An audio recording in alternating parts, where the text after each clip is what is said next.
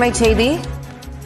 NEET தேர்வில் குளறுபடிகள் நடப்பதாக தொடர்ந்து புகார்கள் எழுந்த நிலையில் குளறுபடிகளை தீர்வு காண்பதற்காக நடைமுறையில் மாற்றம் செய்ய உயர்மட்ட குழு அமைக்க மத்திய அரசு முடிவெடுத்திருக்கிறது.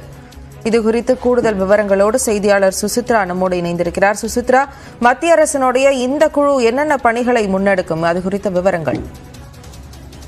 பல்வேறு மாநிலங்கள், குறிப்பாக பீகார், மகாராஷ்டிரா, ஹரியானா ஆகிய மாநிலங்கள் நீட் தேர்வில் நடைபெற்ற குளறுபடிகள் தொடர்பான 10க்கும் மேற்பட்ட எஃப்ஐஆர்கள் தாக்கல் செய்யப்பட்டு உச்சநீதிமன்றத்திலும் பல்வேறு வழக்குகளுடைய விசாரணை நடைபெற்று வரும் நிலையில் தேசிய தேர்வு முகமை நீட் தேர்வு நடத்தும் நடைமுறை விதிகளில் மாற்றம் செய்வதற்கான ஒரு பரிந்துரையை கல்வி அமைச்சகமானது அமல்படுத்த திட்டமிட்டுள்ளது. மிக முக்கியமாக உயர்மட்ட குழு ஒன்றை அமைத்து தேசிய தேர்வு முகமையினுடைய அந்த தேர்வு நடத்தை விதிமுறைகளில் முற்றிலுமாக ஒரு ரிவாம் செய்யப்பட்ட மாற்றம் என்பது கொண்டுவரப்பட்டு புதிய நிபந்தனைகள் மற்றும் கட்டுப்பாடுகளை விதிப்பதற்கான ஒரு முடிவிற்கு மத்திய கல்வி அமைச்சகமானது வந்துள்ளது. அதற்காக ஒரு உயர்மட்ட குழுவை, நிபுணர்கள் கொண்ட உயர்மட்ட குழுவை அமைத்து அந்த குழுவிடமிருந்து பரிந்துரைகளை பெற்று அதனை விரைவில் அமல்படுத்துவதற்கான ஒரு திட்டத்தை தற்போது மத்திய கல்வி அமைச்சகமானது வகுத்துள்ளது.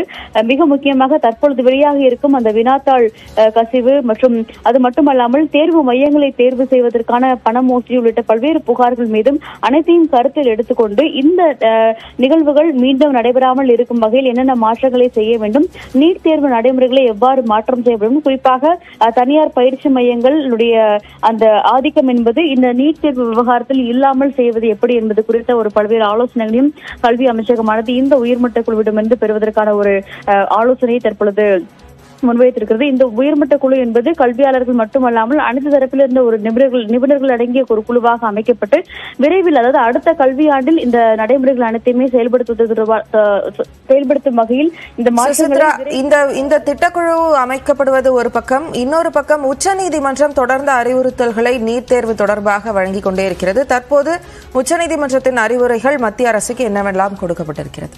நிச்சயமாக இன்றும் நீட் தேர்வு தொடர்பான ஒரு புதிய மனு என்பது உச்சநீதிமன்றத்தில் விசாரணைக்கு எடுத்துக் கொள்ளப்பட்டது. குறிப்பாக நீட் தேர்வில் முறைகேடுகள், குறிப்பாக மொபைல் போன்கள் மூலமாக இந்த நீட் தேர்வினுடைய அந்த வினாத்தாள்கள் கசிவானது ஏற்பட்டது என்பதை முழுமையாக விசாரிக்க வேண்டும் என்ற ஒரு பொதுநல மனுவில்தான் இந்த ஒரு உத்தரவை உச்சநீதிமன்றமானது பிறப்பித்திருக்கிறது. தேசிய தேர்வு முகமை என்பது அவர்களுக்கு பதிலளிப்பதற்கான ஒரு உத்தரவை பிறப்பித்திருக்கும் அவர்கள் ஜூலை 8ஆம் தேதிக்குள் இந்த பதிலை தாக்கல் செய்யப்பட வேண்டும். அது மட்டுமல்லாமல் நீட் தேர்வில் குளறுபடிகள் நடைபெற்றிருந்தால் அதனை ஒத்துக்கொள்ள வேண்டும் என்ற ஒரு கருத்தை, அறிவுறுத்தலை தற்பொழுது தேசிய தேர்வு முகமைக்கு NTA-விற்கு உச்சநீதிமன்ற நீதிபதிகள் அறிவுறுத்தி இருக்கிறார்கள். அது மட்டுமல்லாமல் இந்த குளறுபடிகள் எதனால் நடைபெற்றது என்பதையும் தேசிய தேர்வு முகமை என்பது விளக்க வேண்டும் என்ற ஒரு அறிவுறுத்தலும் அவர்களுக்கு வழங்கப்பட்டுள்ளது. மிக முக்கியமாக பார்க்கப்படுகிறது. பல்வேறு மனுக்கள், ஏற்கனவே 15க்கும் மேற்பட்ட மனுக்கள் தாக்கலாக இருக்கும் சூழலில் தற்பொழுது இன்றும் ஒரு புதிய மனு என்பது நீட் தேர்வு விவகாரத்தில் உச்சநீதிமன்றத்தில் விசாரிக்கப்பட்டு வருகிறது.